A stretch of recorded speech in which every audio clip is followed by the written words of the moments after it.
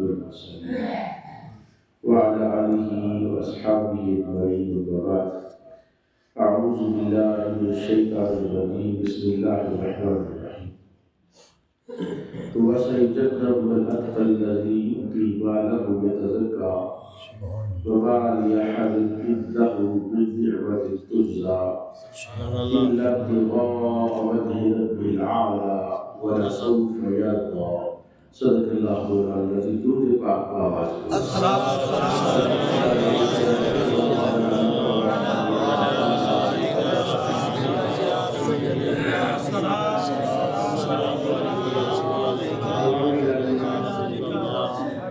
ایک ایسی شخصیت، ایک ایسی ہستی، ایک ایسا مرد کامل جس کو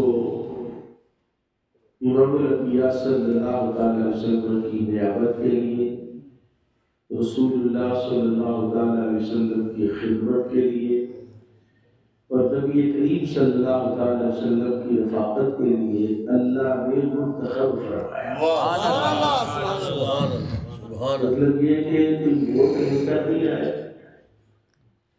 مطلب یہ کہ کوئی ایسا نہیں ہوا کہ بھئی ان کا کوئی جماعت، ان کا گروہ، ان کے رمزین افراد زیادہ تھے تو ان کو آگے کر دیا۔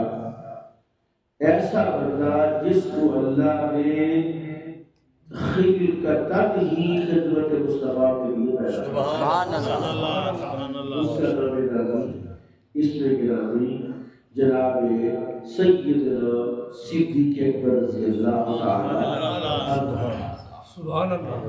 آج ہم آپ کی ذات اقدس کا ذکر کریں گے، تذکرہ کریں گے کہ یہ وہ پاک باز ہستی ہے کہ ان کی والدہ کہتی ہے کہ جب صدیق میرے پیٹ میں آیا تو میں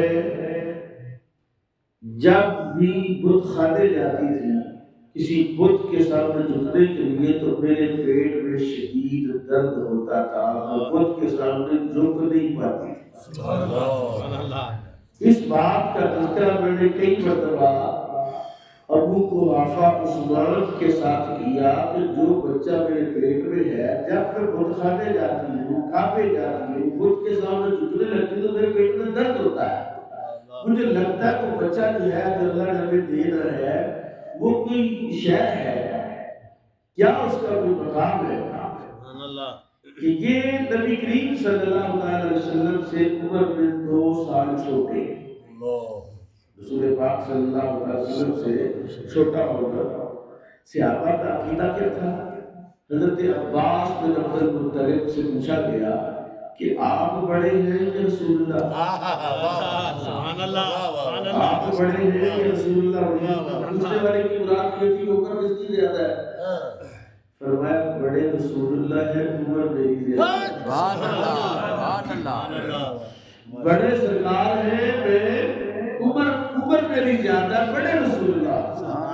حضرت سیدنا صدیق اکبر رضی اللہ عنہ کے بارے میں ان کو لے کر آج کل کوئی تماشبین قسم کے لوگ جن کا اہل سنت سے کوئی تعلق نہیں، جن کا ہمارے نظریے سے کوئی تعلق نہیں، انہوں نے ایران کے ریال لیے ہیں یا شیعوں کی لنگر کھایا ہے یا کیا کیا ہے، انہوں نے ایک عجیب و غریب قسم کی ایک بحث شروع کر دی ہے کہ حضرت ابو طالب کی آڑ میں اور ان کی خدمت کی آڑ میں وہ جناب سیدنا صدیق اکبر یا صحابہ کرام یا خلفائے راشدین یا رسول پاک صلی اللہ علیہ وسلم کے دل کے جو سب سے زیادہ قریب ہے، جو حضور کے جسم کے سب سے زیادہ قریب ہے، جو حضور کی قربت کے سب سے زیادہ قریب ہے، جو رسول اللہ کے مزاج کے سب سے زیادہ قریب ہے، جو رسول اللہ کی خلقت کے سب سے زیادہ قریب ہستی ہے، ان کے ساتھ انہوں نے جو دل قسم کی باتیں کرنا شروع کر دی۔ ہماری عوام بیچاری سادہ وہ ان چیزوں کو سمجھتے نہیں، وہ ایسی باتیں کرتے ہیں کہ لوگ کہتے ہیں شاید اس میں کوئی وزن، اس میں کوئی وزن۔ جناب سیدنا صدیق اکبر رضی اللہ عنہ کی صاحبزادی سیدہ عائشہ صدیقہ رضی اللہ تعالی عنہا ام المؤمنین سیدہ طیبہ طاہرہ عفیفہ واہ واہ یہ بندہ ہے سرحد لیٹا ہوا جس کا نام ہے شیخ احمد سرحدی، لقب دیا گیا مجدد الف ثانی، دوسرے 1000 سال کا مجدد۔ کہتے ہیں روز ہر جمعرات کو روزانہ عصر کی نماز کے بعد ختم خواجگان کرتے، عید سے برات پر بھی ختم کرتے، تو قرآن شریف پڑھ کے نوافل پڑھ کے صدقہ و خیرات کر کے تو بار کے رسالت کو پیش کرتے۔ کہتے ایک دن حضور میرے خواب میں آئے تو میں نے پوچھا حضور یہ جب میں آپ کی خدمت میں تو پھر تو ہے بھیجتا ہوں، کھانے پکا کے بھیجتا ہوں، حضور کو جناب کو پہنچتے ہیں؟ آپ نے فرمایا نہیں کوئی نہیں پہنچتے۔ میں حیران ہو گیا کہ شاید میرے ختم شریف میں کوئی کوتاہی ہے، شاید میری کوئی دعا میں کوئی کمی ہے۔ میں نے کہا حضور وجہ کیا ہے؟ فرمایا سنو میں اس کھانے کو پسند کرتا ہوں جو عائشہ کے گھر سے ہے، سبحان اللہ، اس لیے کوئی چیز اگر میری روح کو احسان کرتی ہے، کوئی میری بارگاہ میں تحفہ پیش کرتا ہے تو پہلے میری بیوی عائشہ کے گھر عائشہ کی روح کو احسان کرو، اور جو عائشہ کے گھر سے ہو کر آتا ہے میں محمد رسول اللہ اس کو قبول کر لیتا ہوں۔ سبحان اللہ۔ اب دیکھیں رسول پاک یہ بھی کہہ سکتے تھے کہ فاطمہ کے گھر سے ہو گیا، رقیہ کے گھر سے ہو گیا، زینب کے گھر سے ہو گیا، ام کلثوم کے گھر سے ہو کر آئے، علی کے گھر سے ہو کر آئے، حسن کے گھر سے ہو کر آئے، حسین کے گھر سے ہو کر آئے، لیکن اہل سنت کا ایسا بندہ جو اہل سنت کا مینار ہے اور حضرت امام ربانی مجدد الفسانی شیخ احمد سرحدی 50,000 خلفاء کے پیر ہیں۔ کتنے خلیفہ تھے آپ کے؟ مرید نہیں، 50,000 خلفاء تھے امام ربانی کے، مجدد الفسانی کے، اور کامل کتنے کہ صرف خط لکھتے تو جو بندہ خط پڑھ لیتا وہ کامل ہو جاتا۔ سبحان اللہ۔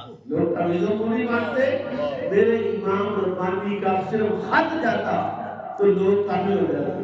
محمد خان جو مغلیہ خاندان کی فوج تھی اس کا سردار تھا، سپہ سالار تھا، آپ نے محمد خان کو خط لکھا، اس نے کہا دیکھ تو سپہ سالار ہے، قوت نافذہ تیرے پاس، کل قیامت میں رسول اللہ کیا جواب دے رہا؟ اکبر کیا خرچ مار رہا ہے مدینہ اکبری اور سارے قدیان کو جمع کر رہا ہے، عیسائی ہندو سکھ کرے ایک ہی چھت کے نیچے آپ سے جو مرضی کرے، تو کدھر بیٹھا ہے؟ اب خط لکھا، فرمایا قیامت میں تجھ سے پوچھا جائے یہ خط پڑھنا تھا کہ محمد خان سیدھا کلا گوالیار کی جیل میں چلا ہے، میں ٹھیک ٹریک ہو گیا مجھے کہ میں واپس آتا ہوں۔ چلا اس نے کہا حضور آپ حکم فرمائیں کہ اکبر کی گردن اتار دوں اور آپ کو تخت پر اٹھا۔ اکبر سے مر گیا تھا تو اورنگزیب عالمگیر جو اس کا بیٹا تھا اس کو کہا کہ اس کی گردن اتار دو، آپ کو بادشاہ آپ نے کہا مجھے سیٹ نہیں چاہیے، بادشاہ نہیں چاہیے، بادشاہ کا دل چاہیے۔ سبحان اللہ، سبحان اللہ۔ بادشاہ کا دل چاہیے۔